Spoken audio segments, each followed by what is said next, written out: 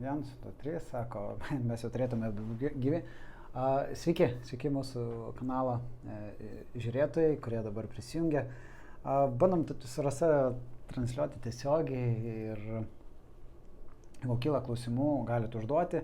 O šiandien mes kalbam su Rasa apie autistiškų vaikų mamų susitikimus. Taip. Aš žinau, anksčiau tai darėjai, mes esame apie tai kalbėję, tai papasakok truputėlį plačiau. Kas tai yra, kaip tai vykdavo, kodėl to reikia? Tai mintis buvo man jau senai kilusi, kaip sakau. Pradžioj buvo tie susitikimai tokie gan vangus, susirinkdavo nedaug mamyčių, žinau, gal kitos ir nelabai ir išdrįsdavo ateiti į tuos susitikimus, bet paskui kažkaip iniciatyva ta tokia padaugėjo ir mamų ir dabar buvom padarę tokią pertrauką, gana nemažą be susitikimų, bet dabar, kadangi gaunu daug laiškų ir ne tik Vilniaus mamyčių, bet ir Kauno, žinoma, ir iš mažesnių miestelių mamytės rašo, kad tiesiog norėtų vėl dalyvauti tokiuose susitikimuose, susitikti, pasišnekėti. Ir klausia, kas tai per susitikimai. Tai tie susitikimai organizuojami, kaip aš sakau, kaip kavos pagėrimas tarpusavį, susėsti, pasikalbėti, pasidalinti ne tik tai, kaip sakau, liūdnom ten mintim, bet ir kas gerai, kas blogai, užduodavo viena kitai klausimus. Gal kai tu ne per Facebooką bendrauji ir susitinki gyvai žmogų, yra visiškai kitaip, kitoks jausmas. Tu netgi atvykdavo mamytė su savo vaikučiais ir pamatydavo vieni kitų vaikučius ir kas man džiugu, aš dabar žiūriu, yra keletą mamyčių, kurios prieš 5 metus buvo pačios pirmos tos iniciatorės ir kaip dabar man atsiunčia ir nuotraukas, ir video, kaip pasikeitė vaikučiai, kaip jos dabar gyvena, tai tiesiog tokia, kaip džiaugsmas, kaip laimė, nors pirmą kartą, kai buvo atėjusios jos, tai buvo tikrai gana tokios niūrios nuotaikos ir pasimetusios. Tai aš manau, kad tie susitikimai tai buvo davė tikrai teigiamą tokią emociją. Rasa, atsiprašau, kad pertraukiu. Čia dar noriu pasidalinti mūsų šitą tiesioginę transliaciją su tavo Facebook'o grupe. Kokia Facebook'o grupės pavadinimas?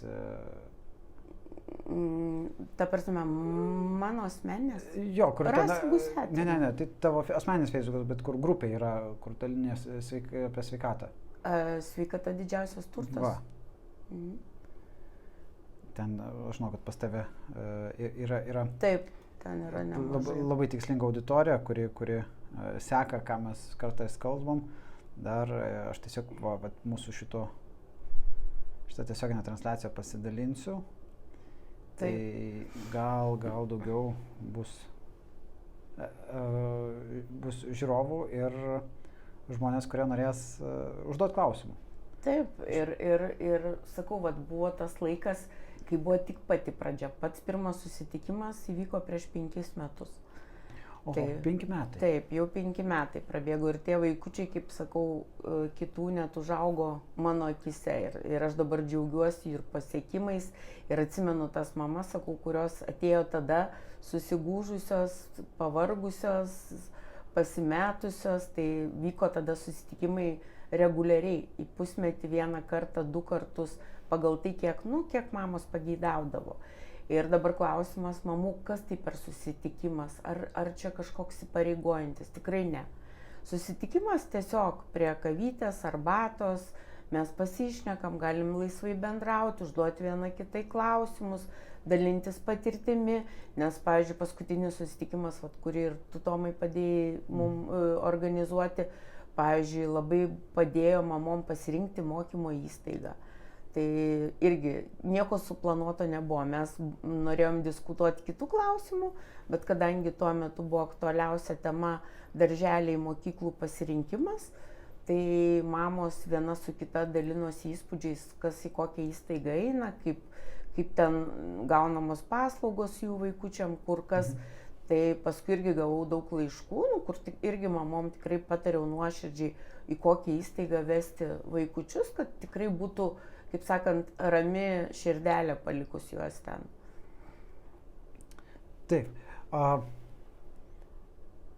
kaip ir minėjai, kad tai yra naudinga tiem, kas iš tikrųjų, ypač pas kam yra nesiniai diagnozuota, kad tai yra autistas vaikas. Kad būtų galima išgirsti taip, kaip kiti gyvena, taip, kai jie turi ir taip, kas yra. Taip, niekam nepaslaptis, tai mano vaikui jau 24 metai, tai yra didžiulė patirtis. Ir žinai, kai susirašinėjai per Facebooką, ta prasme, tu nematai žmogaus, tai jiem atrodo, žinant mano vaiko problemas, kad aš ateisiu čia tokia visa, žinai, kaip ir pripratusios mamos kitos, susiglumus, tokia visa ten, į kampą įvaryta, nes dauguma mamų taip atrodo, kad jos taip turi gyventi, iš tikrųjų ne. Dėl to ir dar mano mintis buvo, gal pradžiai ten kiti net ir pyko asociacijų visokių įkūrėjai, kad, pavyzdžiui, net imti temas, grožio temą, tai nesvarbu, kad mamos auginančios tokius vaikučius, jos neturi rūpintis savim, ar ten neturi rūpintis savo sveikata ir grožiu.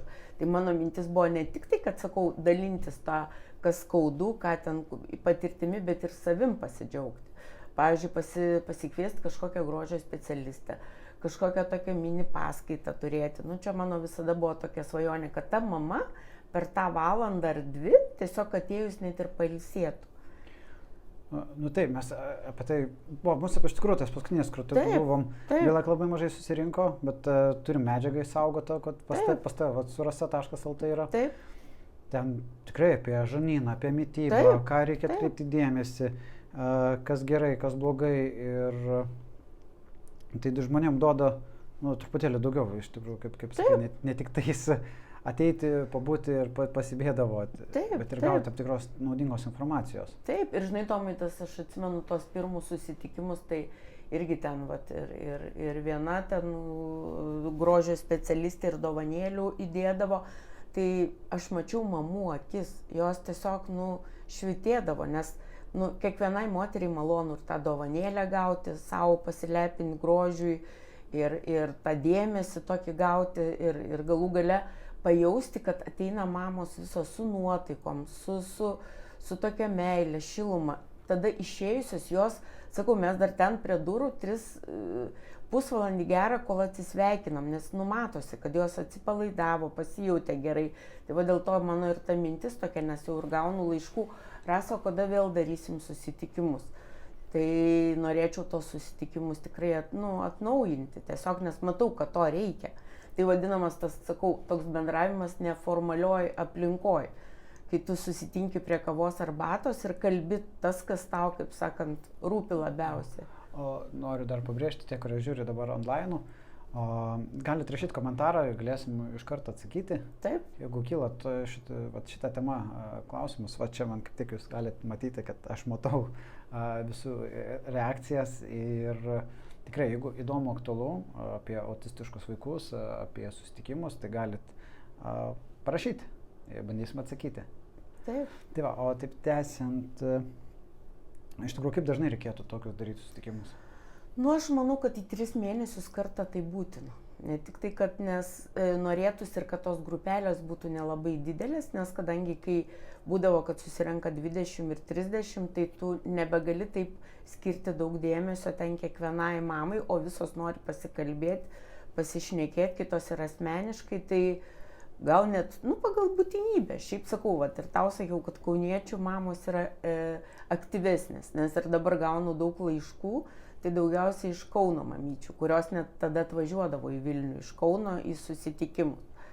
Tai minčių yra daug ir ta prasme, ir mes dar net susėdusios apšnekėdavom, pavyzdžiui, jeigu mamai kažkuriai ten yra tikrai kažkokių bėdų, tai mūsų visas tas, kaip sakau, ratelis kartu vienai mamai galim greičiau padėti surinkusios, negu kad kiekviena mama eitų atvirkščiai, o tų visokių bėdelių pas mus visus auginančius tokius vaikučius pastoviai kažkas yra. Taip. Tai čia tas irgi toksai dalykas, susirenka, kaip aš sakau, kolektyvas, kaip šeima ir mes pasišnekam, o jeigu kažkam reikia ir tos pagalbos ar kažkokių patarimų, tai prašau visada kreiptis ir tikrai su mielu noru ir padėsiu, ir kitos mamos prisideda, kurios taip pat irgi gali padėti. Jo, tai yra vis tiek savotiška visa bendruomenė, kuri žmonėm padeda, vieni kiti dalinasi, aš pats esu aplankęs ir Prano Daunio mokyklą ir mačiau, kaip tenai, žinai, su tais vaikais tvarkos ir kiek daug dėmesio reikia ir kas dabar dedasi aplamai su švietimo sistema, kad jos bando vaikus integruoti. Nėra blogai, kad bando, bet tam tikri metodai jie neveiks. Taip, tai aš irgi, mano sūnus eina į privačią mažiukas, tai irgi po to susitikimo 3 mamos mes nedrįstam eiti į mokyklą. Tai gerai, sakau, jūs sakykit, ko jūs nedrįstat, kas jums blogai. Ir aš tiesiog pakviečiau jas su vadove susitikti, pati dalyvavau tam pokalbį, jom tada buvo drąsiau atsiskleisti, drąsiau papasakot, nes dažniausiai tai bijo pasakyti neigiamus dalykus vaiko. Tai gal nukentėjusios kitose įstaigose yra dėl to. Tai mes ėjom tiesiog kartu. Aš atvažiavau, pasiėmėm vaikutį ir su vadovė ėjom lygiai tas pats su darželiu.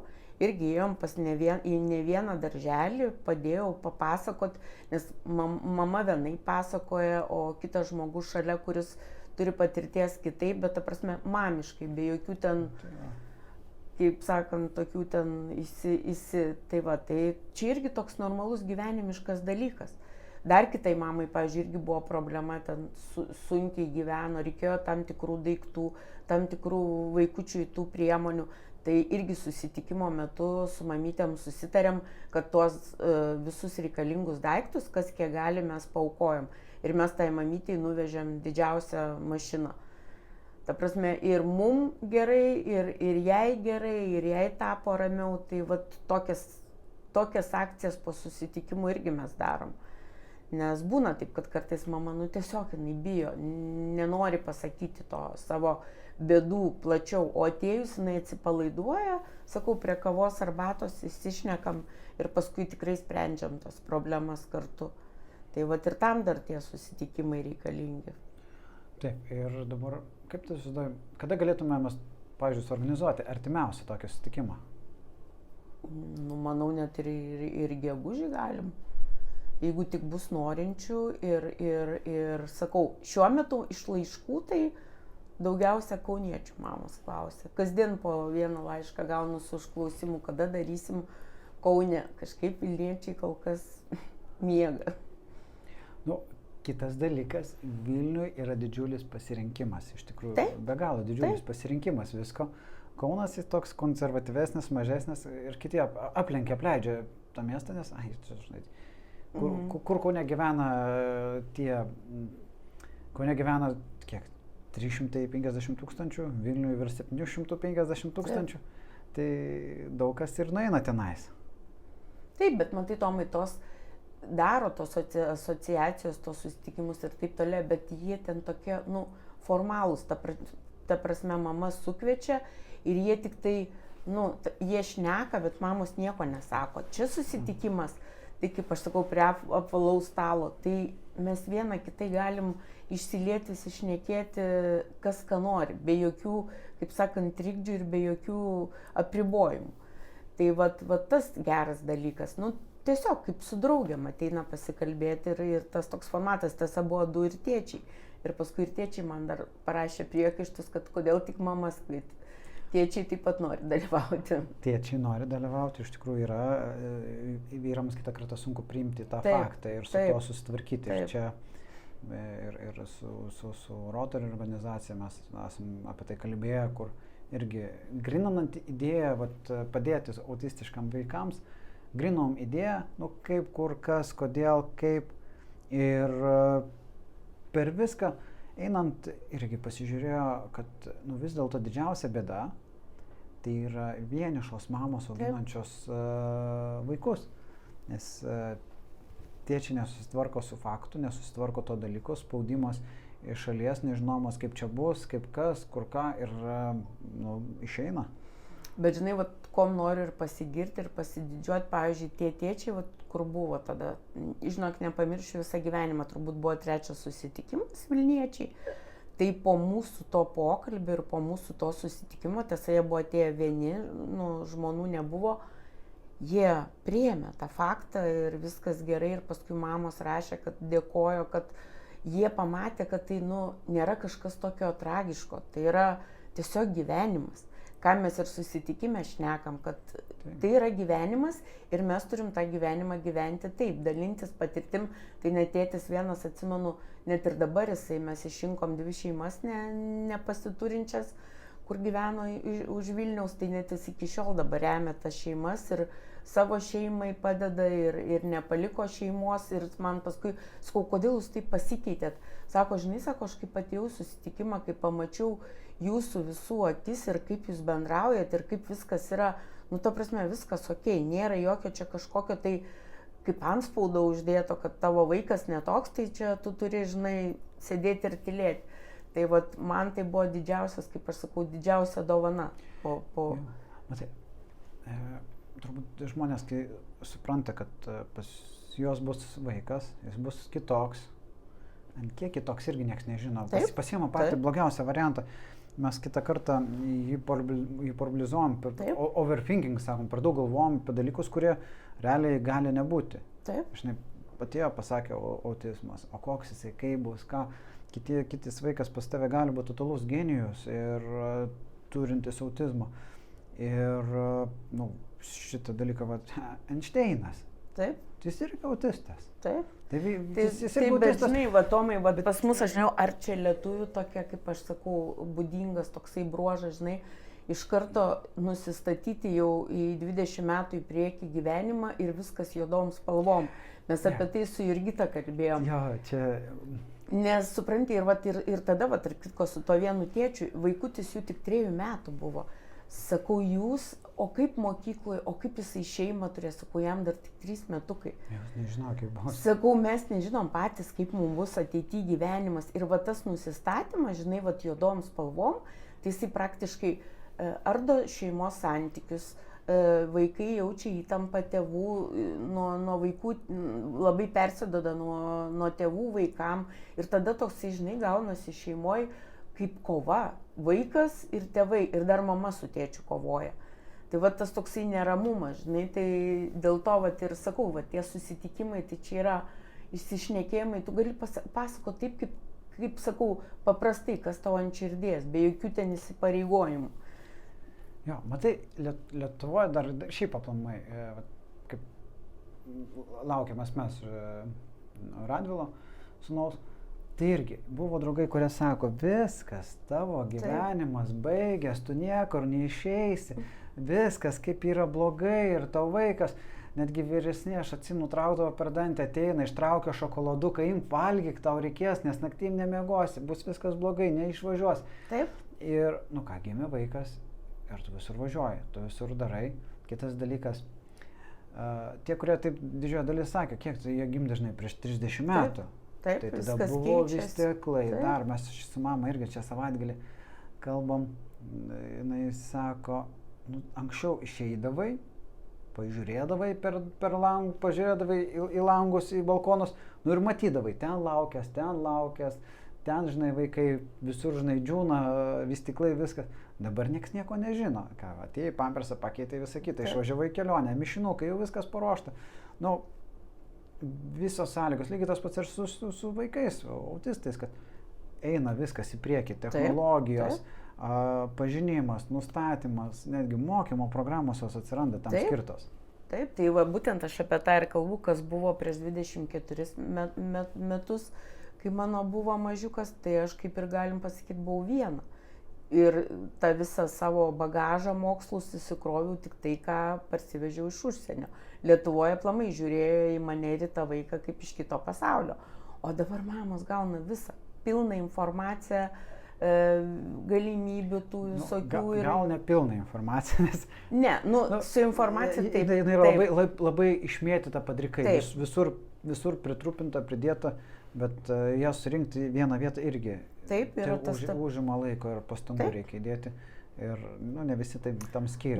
Matai, Tomai, dar vienas dalykas yra blogas, kas pas mus kaip tik vakar irgi su logopedė kalbėjom, kadangi irgi prašo viena mamytė, kad suteiktų irgi, vėlgi, yra logopedžių, pavyzdžiui, kaip pavyzdys, kurios gali suteikti nemokamas paslaugas, bet aš, pavyzdžiui, turiu žinoti tas mamas, kuriom reikia to, kurios iš tikrųjų nusunku ir reikia vaikučiam pagalbos. Tai kaip su logopedė ir šnekėjom, sako Rasa, sako, dabar pagrindinė tai iš tikrųjų skaudžiausia tema tai yra iš vaikų darimas verslas iš tokių vaikučių. Ir jis sako, taip, ir aš imu pinigus, nu, ta prasme, už mokymus, už viską, bet sako, aš dalį laiko skiriu ir nemokamai. O tokių, žinok, dabar labai mažai. Yra keletas psichologų taip pat, kurie irgi parašo, jeigu turi kažkokių šeimų, kuriuom yra sunku finansiškai, mes su mielu noru padėsim su nemokamom konsultacijom. Bet tokių yra labai mažai. Nu, visi turi iš to gyventi ir nori pelnytis. Ir kitas dalykas, žmonės, kai yra kraštutinumai, imasi drastiškų priemonių ir neskaičiuoja. Taip. Čia, žinai, kaip tai diagnozuoja, kad vėžys nuturtų, žinai, nori gyventi ir tu padarysi viską. Daro taip. Ir čia lygiai tas pats dėl vaiko, žinai, nori, kad tas vaikas būtų kuo labiau integruotas į visuomenę, kuo jis labiau pritaptų, kuo jam būtų paprasčiau. Ir tėvai neskaičiuoja, atiduoda viską, ką gali. Nu ir kiti to naudojasi. Taip, bet žinai, per tos susitikimus būtent irgi su mamom išsikalbėdavom, apsitardavom ir apie tas terapijas, ir apie visokias smulkmenas. Jos tada nebijo pasakyti, jos tada išsišneka. Ir paskui po kokios dažniausiai būdavo po susitikimo savaitę 2 parašo. Ačiū, kad tu mane, kaip sakant, paprotinai, nes man tada atrodė visiškai kitaip. Tu nebruki žmogui, nekiši to savo, kaip sakant, tu tiesiog laisvai daliniesi patirtimi ir kitos mamos tas pats. Jos mes nemokinam, neauklėm, sakau, mes irgi ne visagalės, bet tavo tokia pasidalinimas nuoširdžia patirtimim, mamiška, tai labai daug duoda. Kitas yra dalykas, kai tu sutinki ir tu garsiai sakai problemą. Taip. Tai yra 70% problemos sprendimas. Taip, taip. Aš kitą kartą bičiulį turiu ir jam būna siunčiu voice. Irgi išsiunčiu ir galiausia, žinai, kitas būna, sako, ačiū, kad išklausai mano to mini podcast'ą, nes būna kitą kartą 10-15 minučių. Jis man atsako, jo, sako, kiek supratau, tu jau atsakėjai savo klausimą, kad tu norėjai manęs paklausti. Sakau, jo, sako, tai tiek ir reikėjo, žinai, kad kažkam garsiai išsakyti. Taip. Kitą kartą savo gali garsiai sakyti, bet kai tu savęs negirdi, bet tada jau išgirdęs kitus ir pasidalinęs pats, tu atrandi jau tas, kas yra. Taip, tai galų gale, sakau, ir tas dėmesys mamom, kaip moteriai, tai jinai visų pirma turi gerai jaustis, norint padėti vaikui. Tai yra pagrindas vaiko, kaip sakant, ėjimo į priekį, jo vystymosi. Jeigu mama bus sužlugdyta ir jinai norės tik miegoti užsidėjus pagalvę ant galvos, tai vaikas nuo to tikrai kentės. Tai čia bet kokioje situacijoje. Taip. Jeigu tik tai ir gausis tik taip ir viskas. Taip. Taip. Čia yra buvę, kad irgi gyvenime visokiausių situacijų psichoterapeutas sako, žinai, kai tu nepasiduodi, kaip tu, žinai, atlaikai, sako, yra 2 pasirinkimai, galiu paimti, nueiti į dušą, į kampą, žinai, atsiremti ir, žinai, tupėti ir verkti. Taip. Ir sako, ir kas iš to pasikeis? Taip. Nieko, sako, iš to iš esmės nieko nepasikeis, eina laikas. Ir tu tada, žinai, savęs paklausi, ką tu gali padaryti, kad tu galėtum pajudėti į priekį. Taip. Tai lygiai ir tas pats čia turbūt, kad susitaikai, supranti.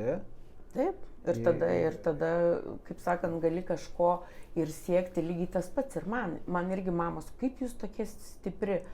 Tai iš tiesiog, tikrai būna tokių dienų, kad, tikrai sunku ir tikrai būna visko, nevaidinu aš čia labai stipriai, bet kai tu dar plus susitinki su mamom, tu neturi teisės būti palūžusi, nes tu matai, kaip jos tave žiūri kokiom akim. Kaip pavyzdys, atlaikė, padarė. Taip, supranti, ir tada galvoju, kaip aš galiu, aš kaip tik turiu susišukuoti, pasipuošti, ateiti visa su šypsena, linksma, nes, žinai, buvo toks netgi kuriozas, dabar tai juokas ima, tai buvo pats pirmas susitikimas. Tai irgi buvom Vilniui ten padarę, tai viena mama prie mane sako, o kad jūs ir plaukus dažot, sakau, taip, aš ir į kirpyklą einu. Tai koks susiformavęs, reiškia, pasies stereotipas, kad jeigu tu turi tokį vaiką, tai tu reiškia, turi neiti nei į kirpyklą, nei susitvarkyti, vienu žodžiu, tik sėdėti namie, užsidarius ir pavirsti, žinai, nežinau į ką. Tai gal pačiai pradžiai panašiai ir yra. Taip. Bet tai ir būna ir su mažais, bet kokiu mažu vaiku.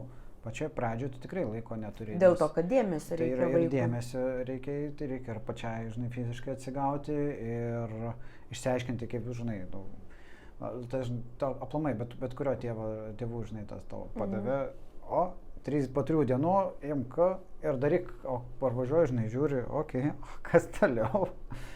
Nu, taip. O ką tu nori? Aha, užuodžiau, kad jau pridirbai. Aha, toliau.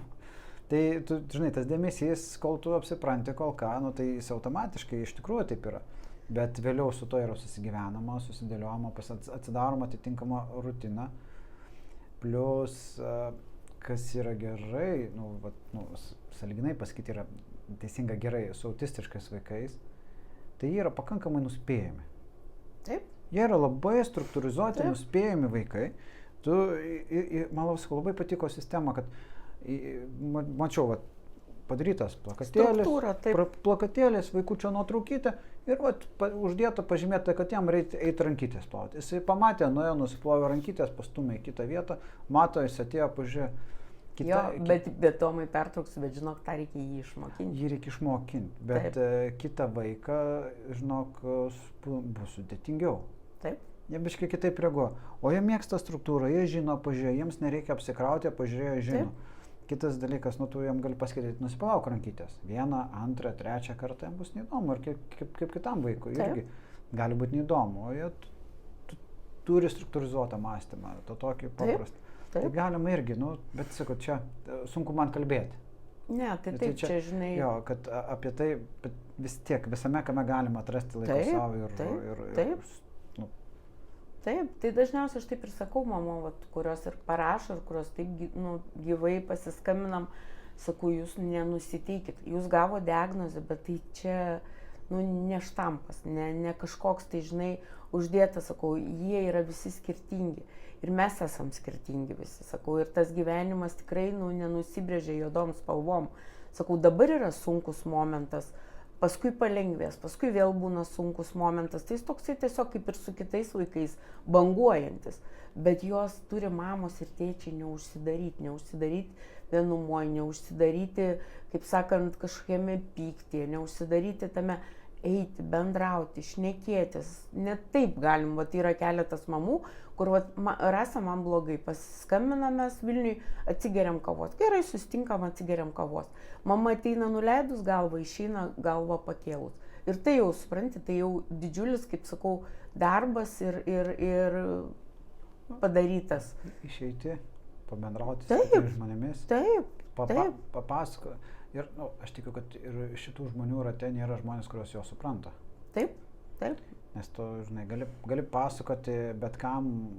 Matai, dar kas Tomai yra pas mus, turbūt ir jūs esat su to susidūrę, su mažiukas kaip yra, tai dažniausiai kas būna, kai gimsta vaikutis šiek tiek netoks, prasideda pašalinių lyginimas.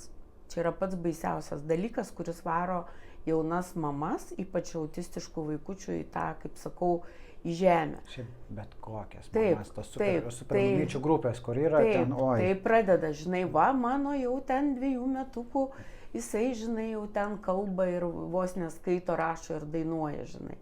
Tai taip, ir tada tas toks pareina juodas periodas jom, nes jos jau tada galvoja, matai, o jos jau vaikas taip, užtat aš visada jom sakau, jūs nelyginkit.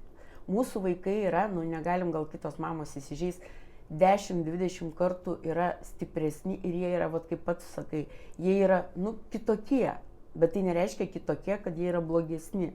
Nereikia taip galvoti, kad jie yra blogesni, jie nėra blogesni. Tai, žinai, aš, pavyzdžiui, irgi turiu vieną mergaitę, kur tikrai tą šeimą mes su vyru irgi šefuojam, tai galiu pasakyti, iki 4 metų, tikrai buvo labai sunku, jai dabar 12. Jinai šiemet Lietuvoje 1 vietą užėmė dailės konkursą. Pas ją piešiniai ten, žodžių. Ir jinai dabar, sakau, ir mamai iš tada sakiau, nemoka rašyti, neišmok skaityti, bet jinai turi kažkokį talentą. Jo, bet su autistais ir yra toks įdomus dalykas, kad vienas netgi, dabar aš neprisimenu pavardės,